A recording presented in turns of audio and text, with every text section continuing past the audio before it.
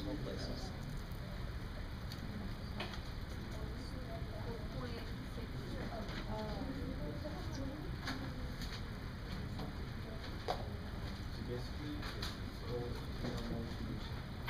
For this type of problem, round up to 2, you'll get negative 0.61. Oh wait, no. But okay, so it was like 0.6 and then oh, was that one? Oh, yeah. Okay, I'm just okay. But the rest I got right? Good. Yes. Okay. So I do this. The square root, and then I get second. Oh. Yeah, you have to do. Okay.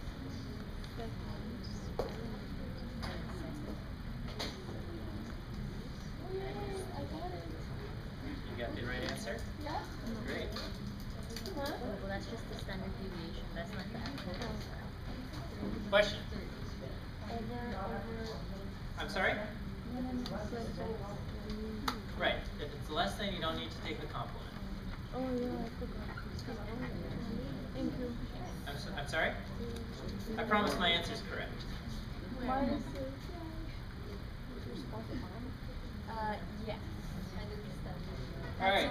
Have we figured these parts out? Well, yeah, At least we we did. can so my mean is 0.32 and my standard deviation is 0.032985. Divided by. Okay. Oh, I'm just yeah. So you just have to keep this steps going. I just punched this into the calculator. I basically did, we erased it already. But I did this. I just punched in the values that I had. So, see, in this one, what's the probability that's less than 30%? So 30 is what we're looking for. And our mean is 32. So you do 30 minus 0.32. And then you do it, then divide it by the standard deviation. Come around and I'll check. No, the standard. So he wants to know 30% of it? Which is Okay, yes, that's correct. Okay, we should have Yeah. negative. So that, what is that?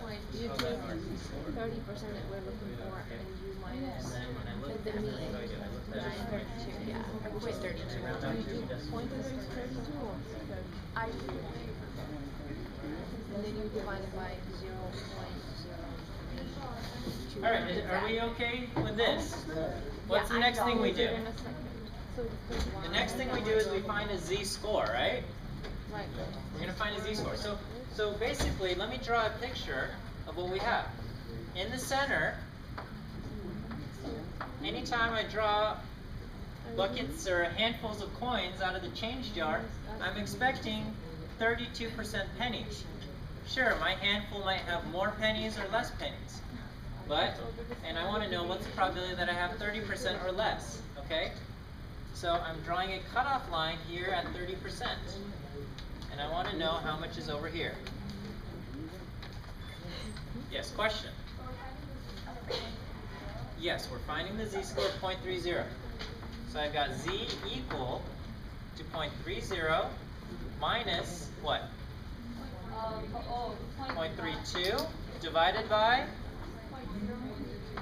0.032985, okay? I have negative on the top, negative 0.02 divided by this thing, okay? And I get a z-score of negative 0.6063. Okay. What do I do now? I go to my chart. So I have to round off to 2 decimal places because my chart only goes to 2 decimal places. So what is my... I got negative 0.61, right? If I round off to 2 decimal places, this rounds to negative 0.61. And now I look that up in the chart, and what do I have?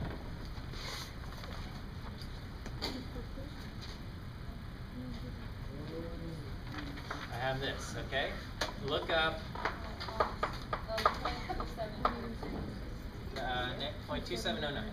Okay, look up z equals negative 0.61 in the chart.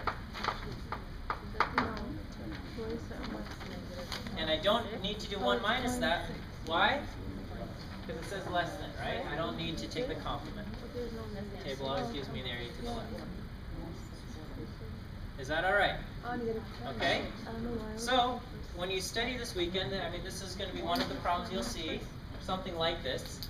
You can try making up your own problems, right? You can try changing the n to a different number. You can try changing this to a different number. You can try changing this to a different number, okay? But remember how the problem was originally given to you. That's pretty much all that's going to be given to you, and you got to figure out the rest. Is that where the answer stops at the z-score? Yeah, the answer stops after you find the z-score. You go to the table, and that's your probability. That's where the answer stops. Oh, sorry. Okay. All right. Let's take a 10-minute break.